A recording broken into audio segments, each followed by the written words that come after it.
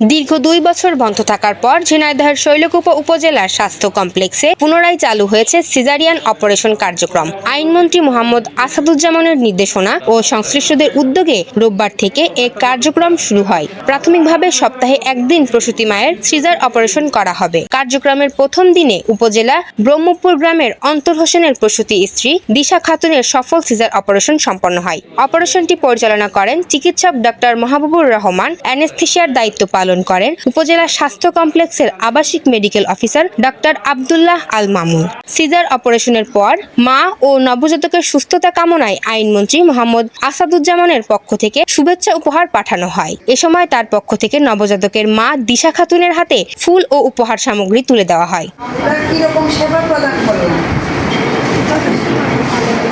উপহার প্রদানকালে উপস্থিত ছিলেন হাসপাতালের স্বাস্থ্য কমিটির সদস্য ও বিএনপি নেতা মনিরুল ইসলাম হিটু, শাহিনুর রহমান ফুল, তাজনুর ডাবলু, RMO ডাক্তার আব্দুল্লাহ আল মামুন সহ হাসপাতালের নার্স ও সংশ্লিষ্ট কর্মকর্তা কর্মচারীরা।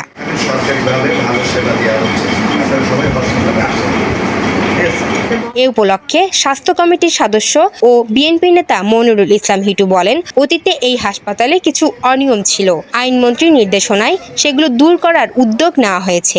এখন থেকে সেবাগ্রহীতারা আরও উন্নত ও যথাযথ চিকিৎসা পাবেন। সবাইকে উপজেলা স্বাস্থ্য কমপ্লেক্সমুখী হয়ে সেবা গ্রহণের আহ্বান জানাচ্ছি। এখানে অনেক উন্নত মানের মেশিন এবং ডক্টর থাকা অবস্থাতে বিভিন্ন কারণে এটা বন্ধ ছিল। এটার আমরা শুভ সূচনা করেছি। প্রসূতি মায়ের তাকে আমরা দেখতে আসছিলাম আইনমন্ত্রীর পক্ষ থেকে। তিনি এই মা এবং এই সন্তানকে কিছু উপহার সামগ্রী পাঠিয়েছে। এই কমিটির কয়েকজন সদস্য সহ হসপিটালের আরও নিয়ে এবং যারা এই সেবার সঙ্গে যুক্ত ছিল নার্সদের সঙ্গে নিয়ে আমরা তাকে দেখলাম। উনি সুস্থ আছেন। আমি সবাইকে বলবো, বিশেষত প্রসূতি মায়ের যারা আছেন, আপনারা এই হসপিটালে আসেন।